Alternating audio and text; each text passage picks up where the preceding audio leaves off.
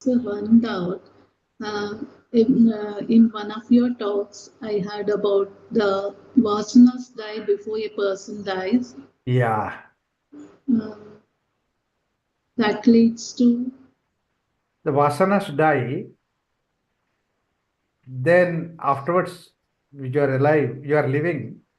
It is okay. just like celebrating because you have no particular agenda. So Uh, that you're already, that's why it is called a Jivan Mukta, okay. living and free. So that's Okay. why, and you leave this body, then you are Mukta. Anyway, you are Mukti. But you die before Vasanas die. That means you carry the Vasanas with you. So that means you have already Recycle, baggage, recycle, rebirth. rebirth. ಮತ್ತೆ ಅದಕ್ಕೋಸ್ಕರ to Hmm. fulfill that, you would like Yes. to come back. Okay.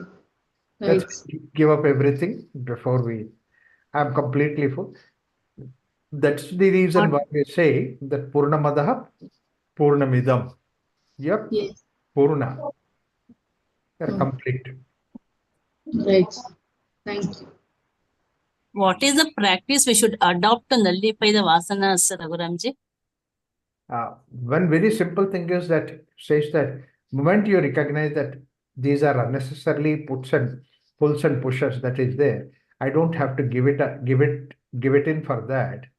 That itself will come out of it. Why am I Like unnecessarily example, holding there? can you I'll give please you the give me an example. example? I'll give you one simple example. When I was working as an engineer, I used to have a colleague of mine. He was given to drinking, and we were staying in the same house because I was bachelor, he was bachelor, we were there. And then evening 6 o'clock, he would make a table ready, drink ready, and everything, and some hot stuff to eat, and all that, and wait for me to come because I was field work. I used to come a little late. I make everything ready, then I would just come back from the work and then join him. We sat down. I would drink my water. He would drink the liquor. Drink. I never once said that stop this drinking. One day it so happened that I got delayed in my workplace. I came at 7:30 in the night. And this fellow, right from 5 o'clock, 5:30, he was sitting there with everything without opening the drinking bottle. He was sitting there waiting for me to come. For 2 hours, he was waiting. And then I said, I felt very bad. And because I made him to sit down, sit, wait for me. So I told him that, promised him also, and I followed that. Next day onwards, that by 6 o'clock, whatever may be the case, I finish the work and then come home by 6:15 or so that we'll start our ritual. And then he was agreeing with that. And for next 2 3 months that we continued that. After that, I was posted somewhere else. I went away. I came back after about a month to original place. And then I was there with him, and then he showed me various activities, various works, the rural works and all that. After that, in the evening, 6 o'clock, I was telling him, okay, I think we need to go back home. He asked me why. He said, because your ritual of drinking and all that. He said, Raghuram, ever since you left, I stopped drinking. I knew that I don't need that drinking. It just so I felt like that came out of that vasana. A simple, small little resolution in mind helped him. I never told him that he should not drink, but then he himself felt like that.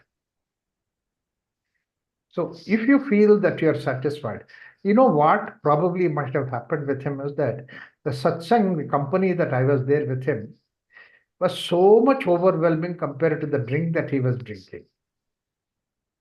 He said he doesn't want drink because my satsang is not there anymore. So that was beautiful. That is with respects to habits. How about in our day-to-day life?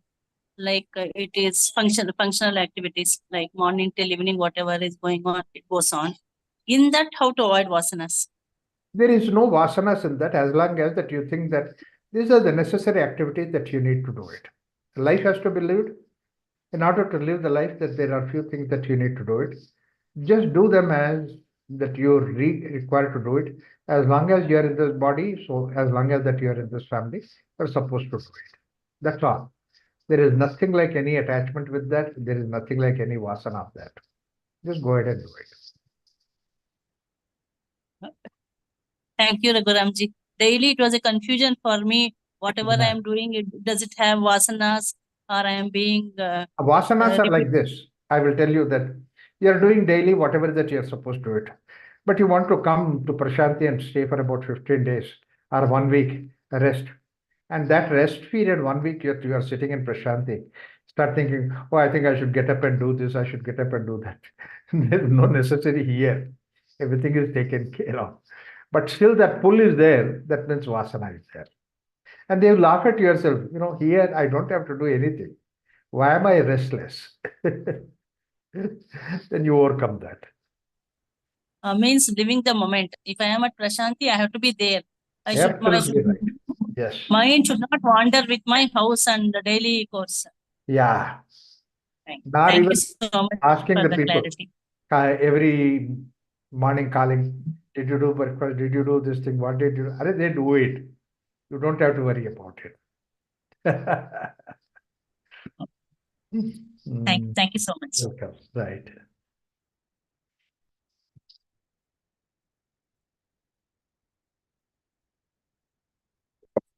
So let's start with the Shanti Mantra. Om Sahana Vavatu Sahano Bhunaktu Sahaviryam Karavavahai Tejasvinavadhitamastu Ma Vidvishavahai.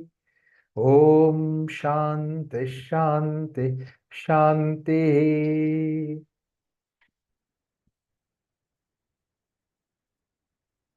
Extraordinary thing about the human being is that he can imagine, he can articulate, he can feel inside a lot of things, which other animals may not do to that extent. That's the reason why man can create a wonderful creative world of his own, in spite of the world that is there outside.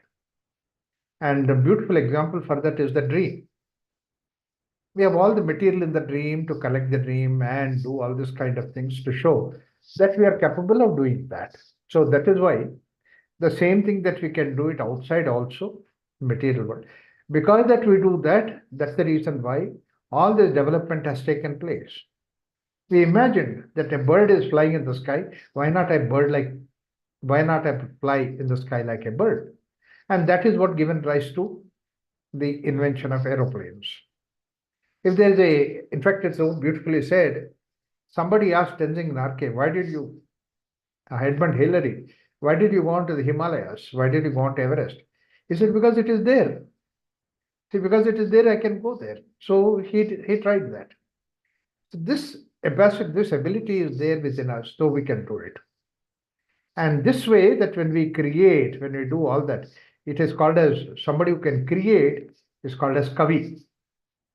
So we are all, and the aspect that is there, a creativity within us, is called as the Kavi.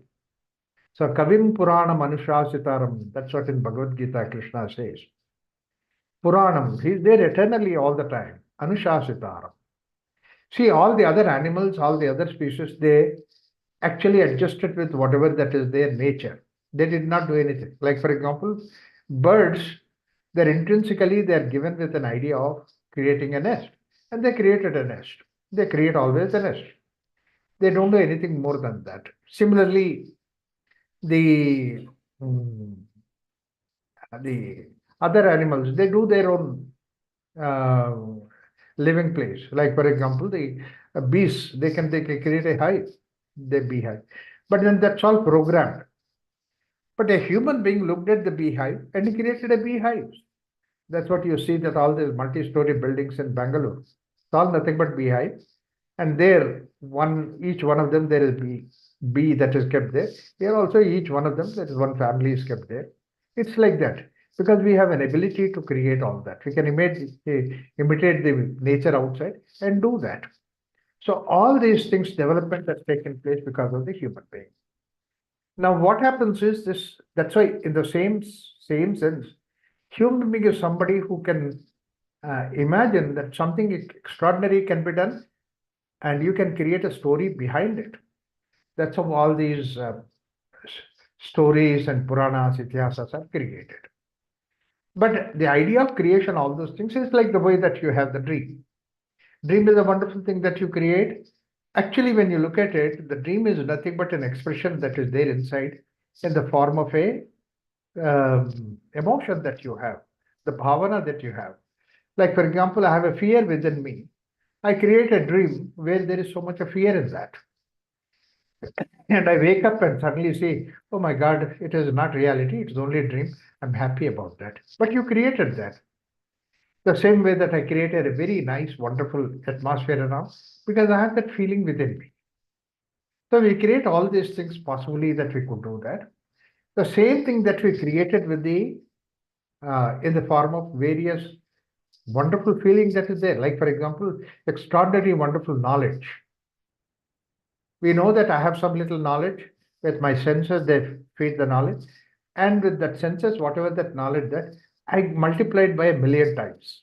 Then I create what is called as the knowledge God. Because I created a million times more than that, therefore, I also created a human being, a structure. That's what the Ganesha. My small ears are there, he has huge ears. I have a small little nose, and then Ganesha has a huge nose.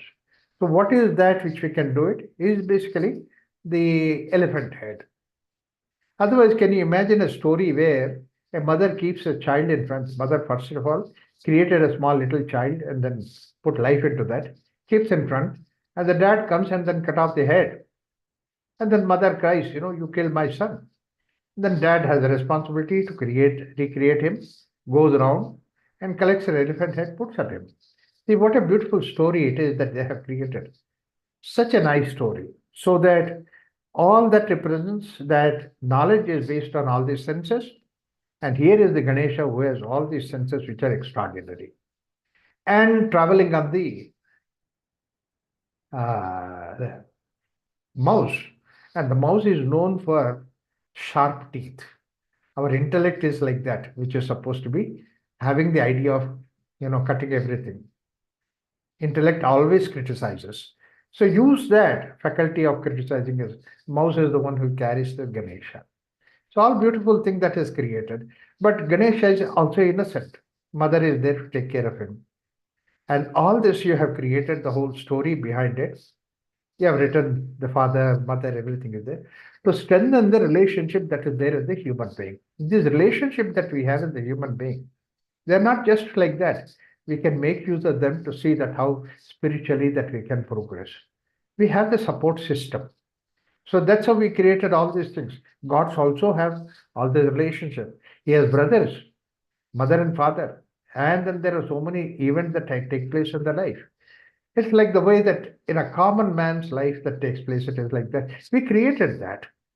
That's what is the ingenuity of the human being who could create all these kind of things to see that how we really cherish this idea.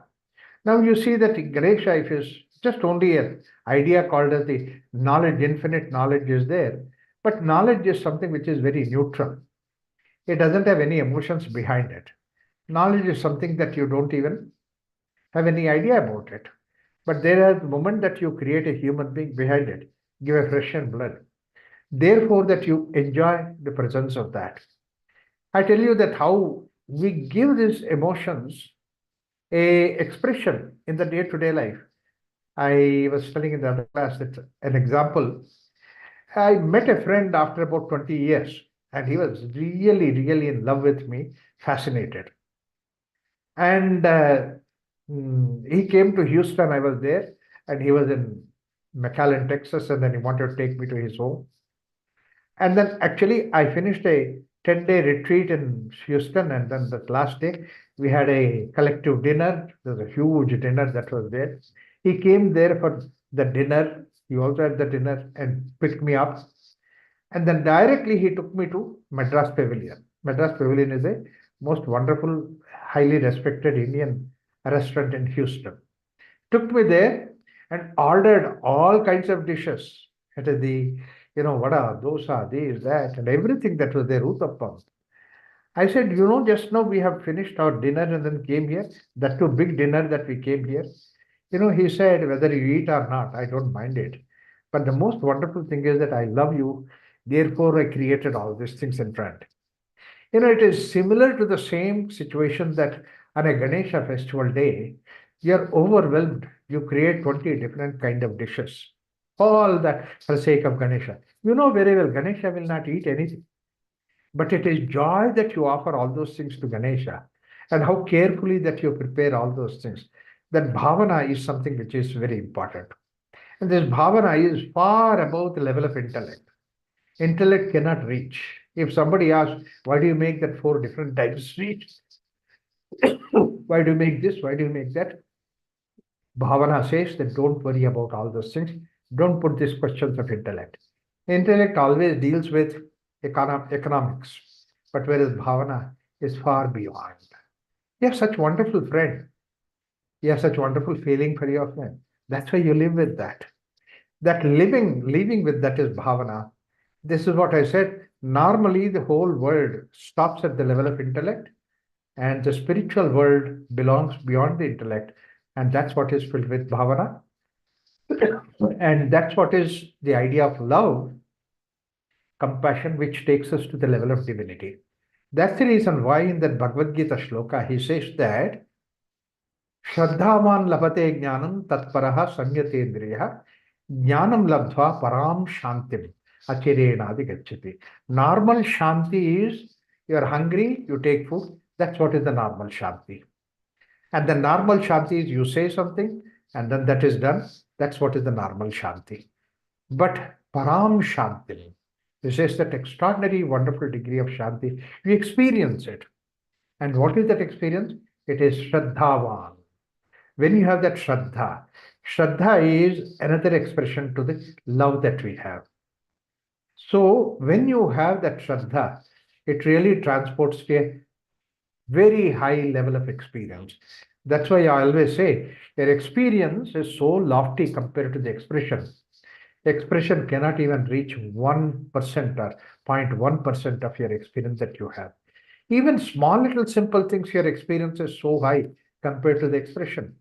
Like you enjoy the first beautiful, extraordinary, tasty mango of the season. Wow. And you say, lovely mango. And you say that, what is that? How is that mango? The best expression that you give is lovely mango. Nothing beyond that. It's such an insipid thing. You yourself feel that you have not done the justice for that. So this is what is the transportation that you get by all these Puranas expressions that we have. We have created such an extraordinary, wonderful literature of Puranas. All the gods and goddesses, you name the power, you name the wisdom, you name the access, immediately you can see that it exists. And you have created the whole thing. Shiva Mahapurana. How extraordinary that you could feel it. Like what you can see in Claudia, along with that bird. I don't know what is that bird is listening, but how attentive the bird is. And because that the wonderful relationship that is there. I remember that in Tampa also that I have a good friend of mine. She has all the birds and the birds talk. They talk so much. In fact, the moment that they go, first thing is they come and sit down on my shoulder and then ask you, do you love me? Hare Bapre. I have to love you. So I have to talk to him. How are you doing? I say, good. And I should ask, how are you doing? He replies. And it is so much of wonderful relationship that is there. And in fact, many times I say that, hey, you only talk or you allow us to talk also. The owner says. But then the birds are so innocent, so lovely. And there is another very important secret is keep talking, talking, talking as long as there. But then the moment when I start satsang, I don't know what they understand that satsang has started. They all line up, 7 of them, on one iron bar that is there. They sit on the iron bar, wait quietly. When I start the Om Sahara Vavatu, they're all Americans uh, uh, uh, audience that is there. And I start sadhana also, then I start speaking, and then I do meditation. All that we do, it takes about 3 to 4 hours. And 3 to 4 hours, these birds are simply sitting and watching. This don't make one single noise. And that lady, American lady whose own, she's surprised. She said, why these birds are so quiet? They understand that. That level beyond the human level is what is called as bhavana. And that we are all endowed with that. That's why he says param shanti, not ordinary shanti, extraordinary shanti. So all the practices of dharma is say that how it can take you to that level. Because human being can become worse than an animal, he can be a criminal, but he can also become a god. He can become God man to God, God level that he can go to. This is what Aurobindo says. That level we can go with the help of this love that we have, compassion that we have, and the fellow feeling that you have. And only human being can have it in such a way that inanimate you can give a life to that. It becomes living the moment there is something inanimate because of your love. That's what the story of Vivekananda. When he went to Kerala, and the Kerala king was there, and then he had all the discussions with him about Advaita Vedanta philosophy and all that things. At the end of it, the king said, I don't know why, people, Indian philosophy has all this wonderful truth about this Advaita philosophy and such deep philosophical ideas. But I don't know, people still feel that the God is there in the liver, God is there in the river, God is there in the tree, and they do prayer. Swamiji thought he must teach a lesson. So he looked around, and then there is the king's picture was there, oil painting was there on the wall. And Swamiji looked at the picture and said, bring down that picture. Immediately people felt alarmed because bringing down the king's picture is like insulting king. They didn't want to do that. But they looked at the minister who was also surprised. But he said, okay, bring it down. They brought down that picture. And Swamiji said, spit on this picture. Immediately their hands went on their sword. And to just ease on the situation, the minister said, Swamiji, you know what you said? He said, yes. I said, spit on this picture. I didn't say spit on king. After all, this is something which is a picture which has got some paint colors on top of it. It's a canvas. But you don't see that as canvas and paints. You see the king in him. So even an oil painting that you can see the king, not only in this, anything in this kingdom, the palace that is there, outside there is, in king's name, that the circle is there, everything that you see them as king. And here at least that king is separate from all those things that you can see. Whereas everything is nothing but divinity itself, God. If somebody sees God in everything, you should be able to feel ashamed that the others can see divinity in all those things, whereas you cannot see it. Though they're also coming from the same God. Whatever that the God that you come from, the same God. Even the river comes from, even the plant comes from. So humility to see that all these things nothing but divinity is something which is extraordinary, and therefore that you should be thankful to your people that they see king in everything. They take care of you as in everything object like that. This is what is the idea that moment that you have this idea of love, compassion, shraddha, at once you are transported to a level of human being to the level of divinity. And this is what is the purpose of dharma. Dharma is to see that you can recognize the divinity that's there within you, become godlike.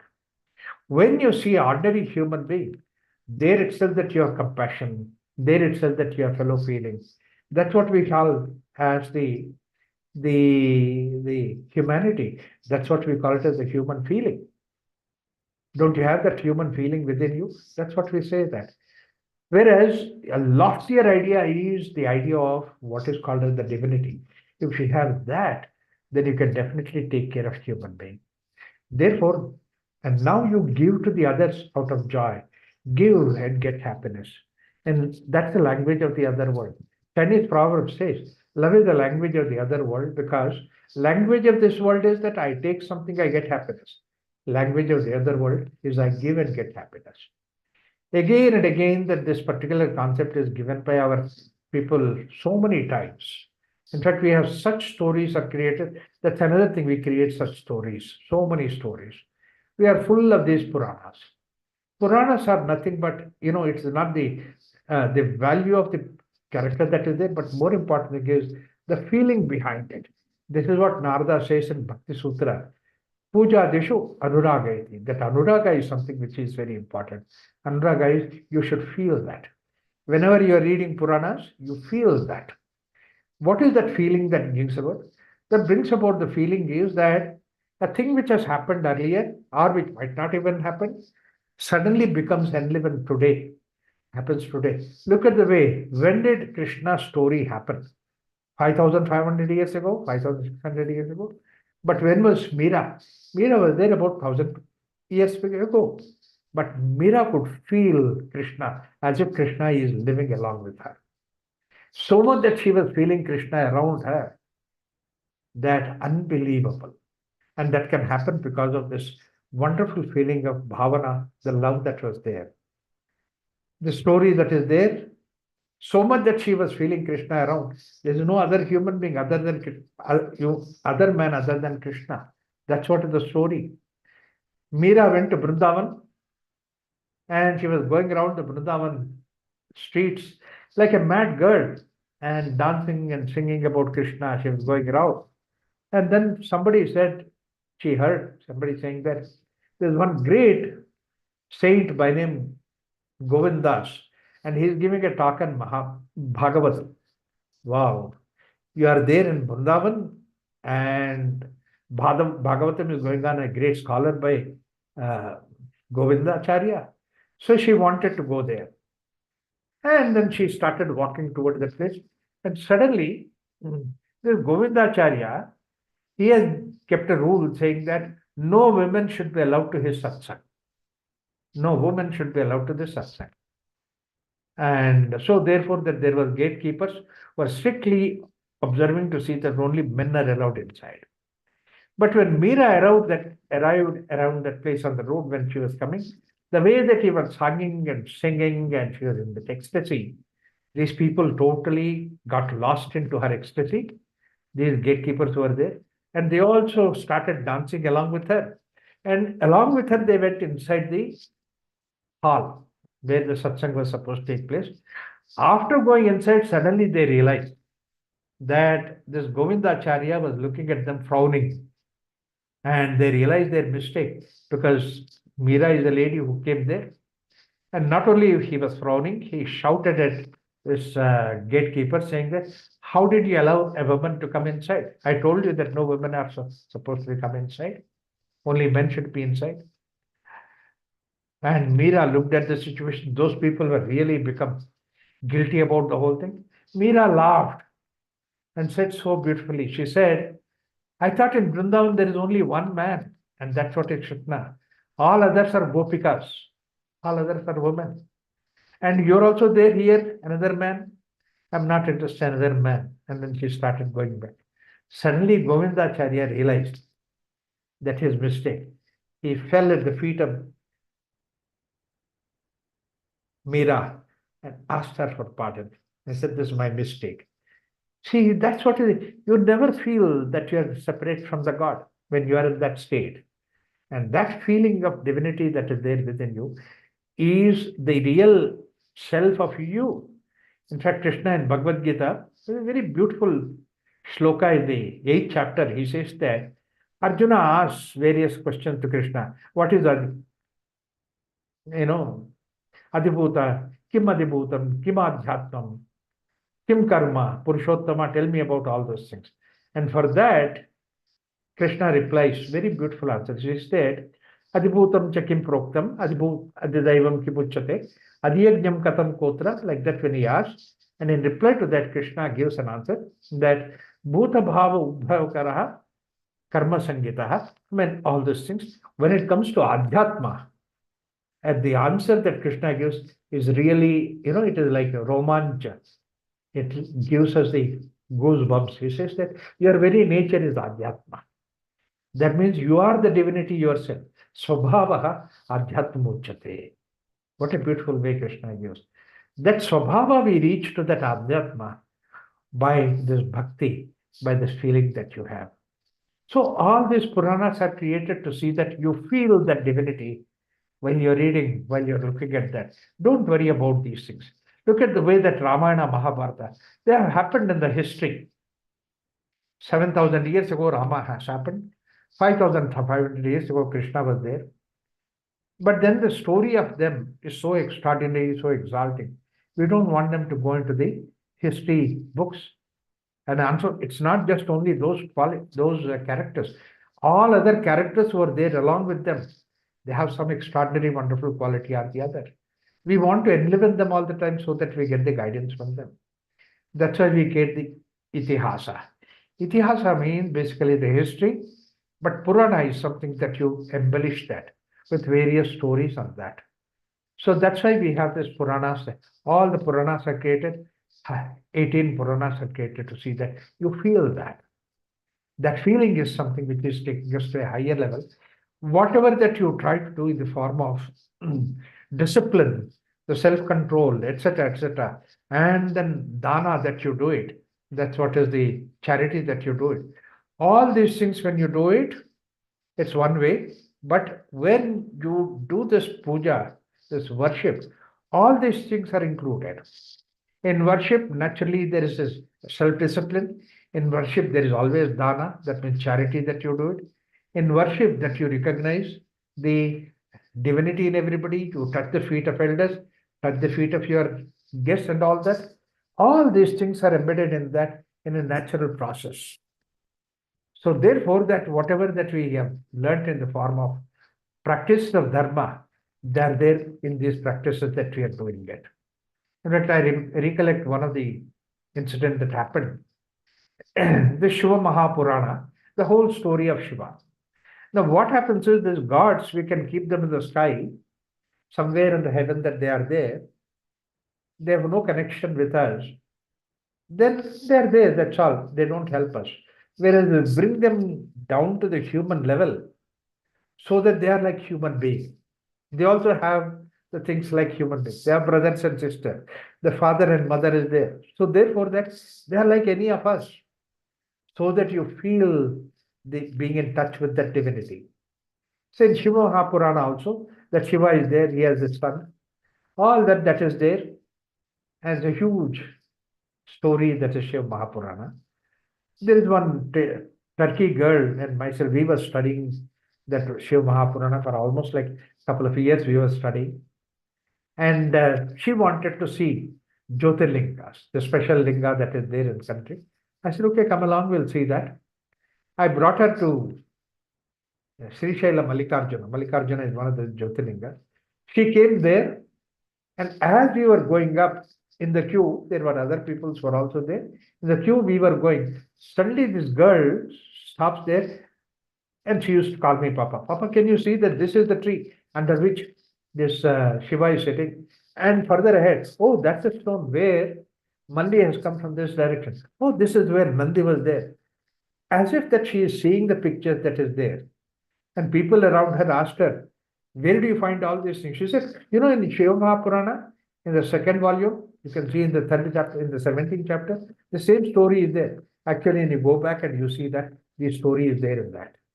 She has ingrained that particular story in such a way that she is feeling the presence of Shiva there in her life. What else do you want? Spirituality. What else do you want in the form of Sanatana Dharma? It doesn't matter whether she is from Turkey, she is a Muslim, doesn't matter, but she ingrained all those things within her. And like that, we were talking, and then in the group, the few people were there. They were also enjoying the whole thing. In fact, I could see that nobody felt the time spent 2 hours standing on the queue. It was just a continuous satsang that was going on. She was explaining about various things, and I was there with her, assuring all that. Finally, we came to the main temple side. When we came there, there was one Panda standing there, one Brahmin was standing there, the Pujari. He stopped us and he said, where are you coming from? This girl said that I'm coming from Turkey. I'm a Muslim. Then immediately he said, foreigners are not allowed in this temple, only Indians are allowed. You cannot go. At once I could see the tears in her eyes. And she turned to me and said, Papa, you please go. I'll wait here for you. And the whole crowd started feeling that she cannot go inside. And I told him that, look, if she cannot go, I will also not go.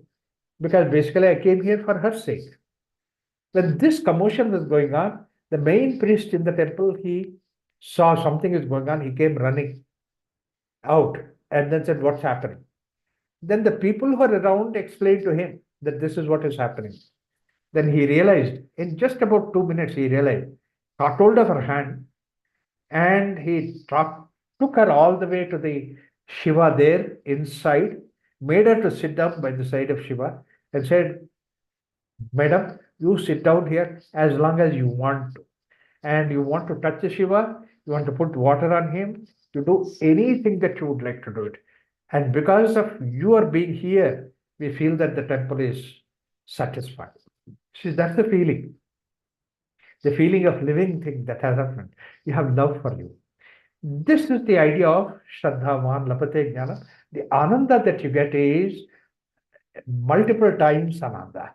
And we have seen that in the case of analysis of ananda, that ordinary human ananda that we describe, asishto, dranishto, balishtaha, when all these things are there, and the object and interaction with the sensory organ, ananda that you get is what is our experience. But when he goes to Gandharva Ananda, Deva Gandharva Ananda, and then Karma Deva Ananda, you see that how the Ananda is multiplied. And that multiplication of Ananda takes place when you read these Puranas, when you read all the scriptures, when you go to that experience of feeling that is there within. It is not a question of the story, the details of the material thing that are important, but what is the feeling that's there behind it. So that's why we have such wonderful, extraordinary Puranas that are created. And this Puranas, along with the Upanishads and Vedas, become the backbone for this particular culture. And not only that, the rituals that we practice, the practices that we give, they are also equally important. But the idea of rituals is not just doing the rituals called puja, etc. But what is more important thing is the behind the puja, the feeling that is there. Anuraga is something which is very important. That's why Narada says, puja adishu anuraga iti. Anuraga is the feeling. It's what feeling that you do it. Very often what happens is that the pujaris do not have that feeling.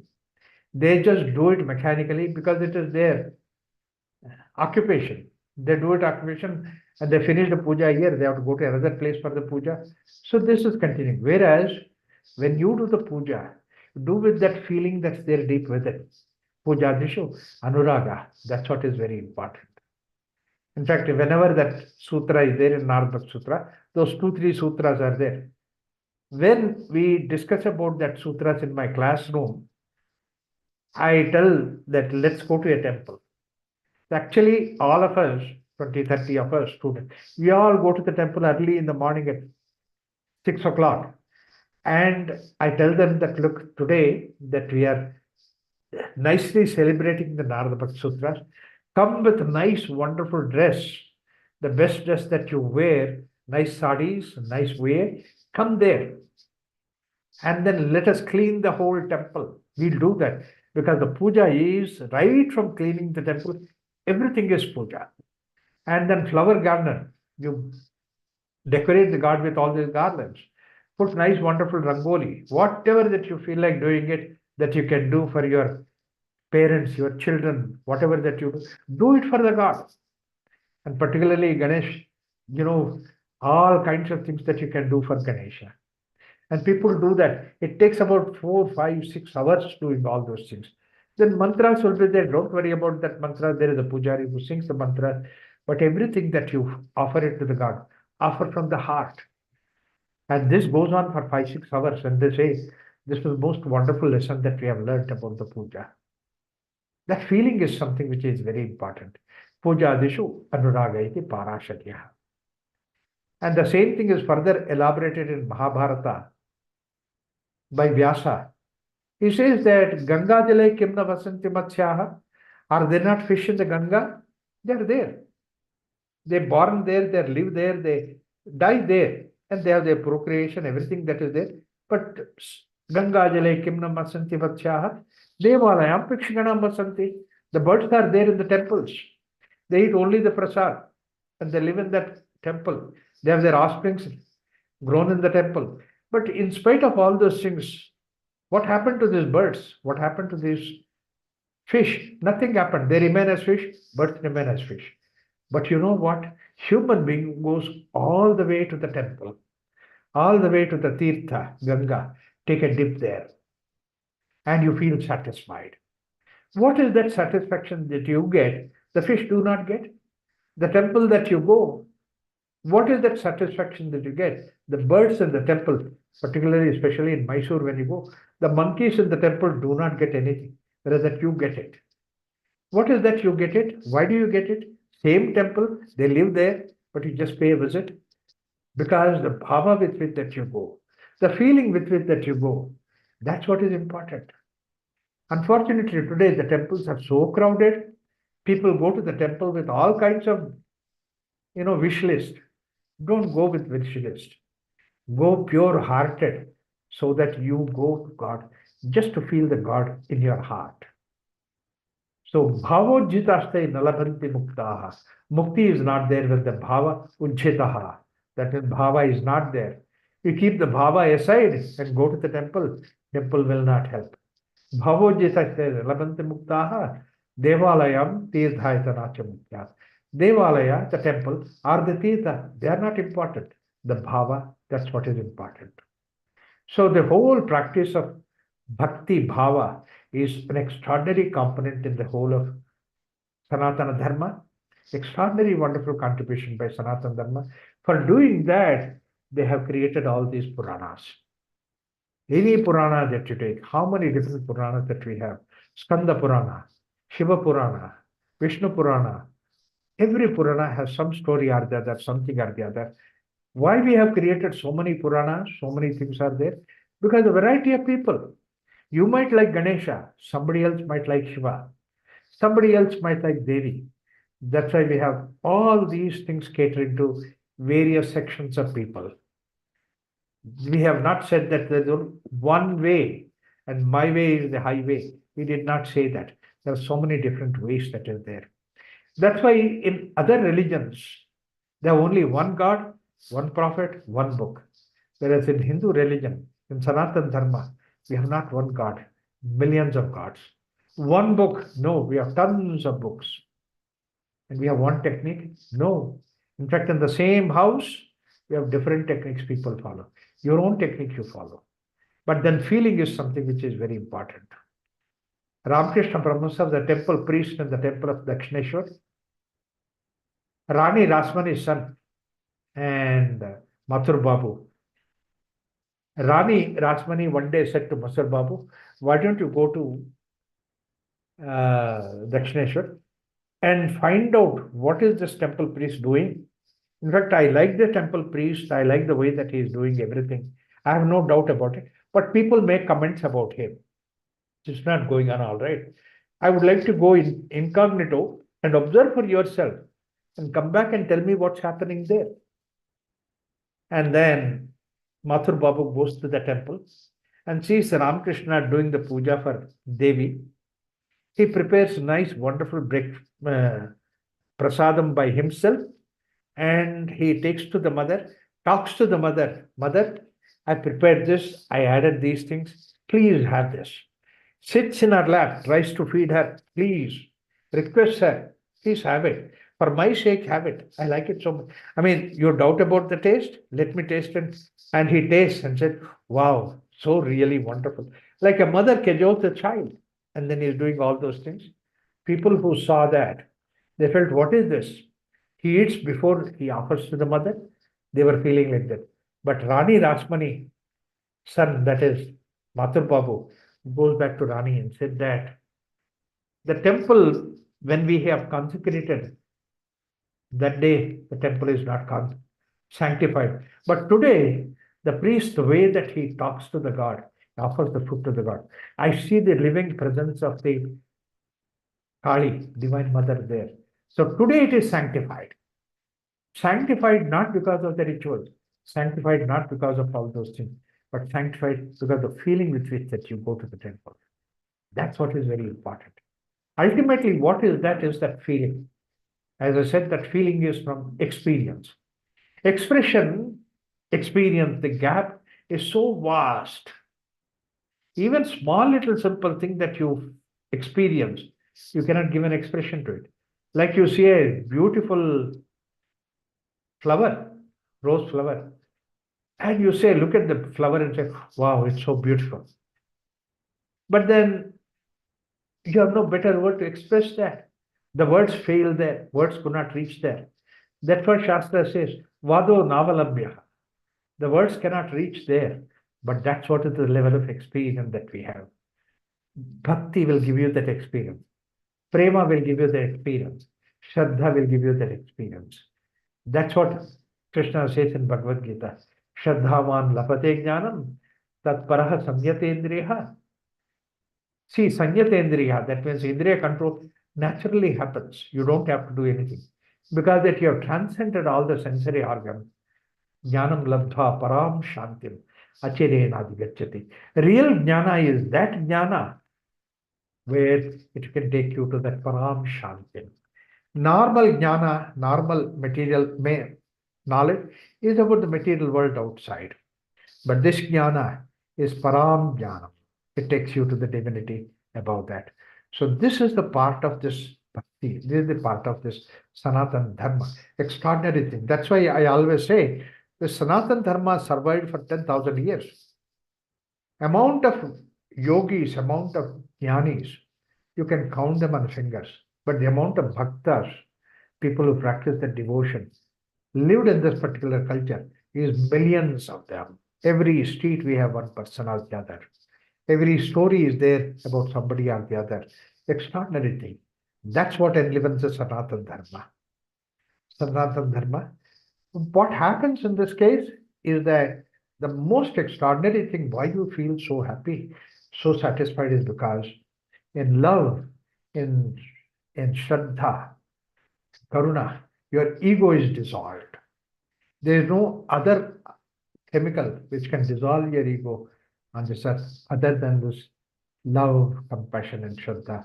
That's what we give to the people in Sanatana Dharma. So Prema, Tyaga, Karuna, these are all the, we have seen Satya, Ahimsa, and then Dana, and after that we have given Tyaga. All these things are there as the components of Dharma, but most important thing is, can you do all these things with Shraddha behind it? The moment you do add the Shraddha, the moment you add the love behind it, you do this, tell the truth, but lovingly you tell the truth. Satya with love. Ahimsa, that means don't injure anything. Out of love you do it. Then you actually give life to it. Similarly, Dana, just don't give it, but with love you give it. And Tyaga, give up. Not because of hatred, but because of love you do it.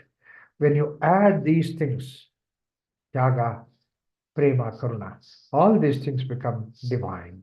That's the experience which Sanatana Dharma gives us. So we have preserved all again and again, time and again. We had such a wonderful occasion where great people have come and preserved these things. Shankara did one such job, Vivekananda came up to do another kind of job like that. Before that also, we have Puranic stories to give this message that you preserve this literature. That's why we have in the Dashavatara, the 10 different forms of Vishnu has come. The Varaha he came in the form of the boar, and just to what? To take care of these, preserve this knowledge that was there, to see that how this knowledge continues in this particular culture. So the culture is survived because of this knowledge, and we have people again and again coming and establishing this particular knowledge. This is what Krishna says in Bhagavad Gita, says, Yada yada hi dharmasya glanir bharata abhyuthanam adharmasya tadatmanam sujamyaham. I'll come again and again. I'll come again and again. Whenever dharma goes through this glani, goes through this state, I'll come to that again and again and see that I will re-establish these things. Paritranaya sadhunam vinashaya cha dushkritam dharma samsthapanarthaya sambhavami yuge yuge. Krishna gives that. These two sutras are the most, like for example, the sought after sutras from Bhagavad Gita. So in the next class, whenever we meet, I'll start with these sutras. What's the meaning of Bhagavad Gita? Sutras that he has given. I'll talk about that, how deep Krishna conveys this message to us in Bhagavad Gita. We'll talk about that and continue the discussions on Sanatana Dharma. Later on, I will come back to the various practices Sanatana Dharma gives us, opportunity gives us for that. We'll do that. So for now, I'll take leave of you. Thank you so much. Om Shanti, Shanti, Shanti. You can unmute and ask the question that you have. Can you hear me, sir? Yes. Okay. The Sanatana Dharma, when you talk about this one, I always have a question right from my childhood days. Yeah. In India, at least among our people, Yeah. the widow marriage was not accepted. Yeah. And whereas when I read about Mahabharata or the particular story of Nala Damayanti, Yes. Yes. when Nala is missing, Yeah. and Damayanti knows he is somewhere there, but Yeah. she decides to announce that I'm going to marry again so that he can come back.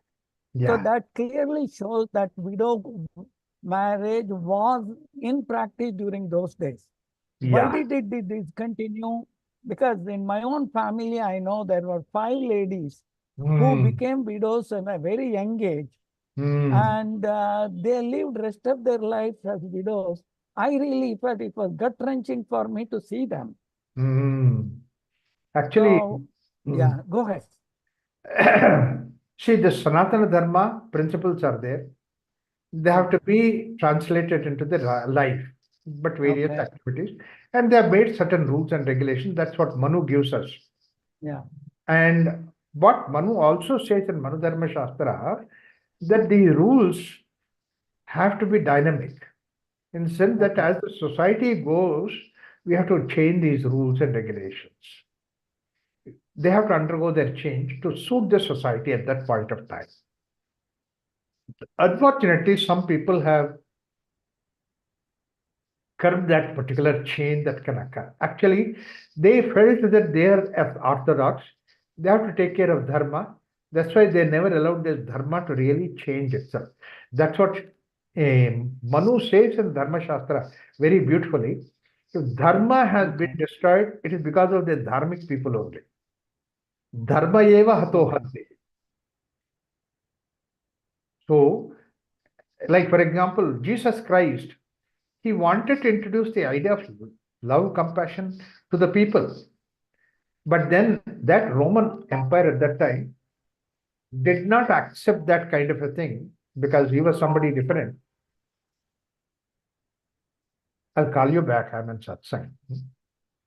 So, therefore, he, the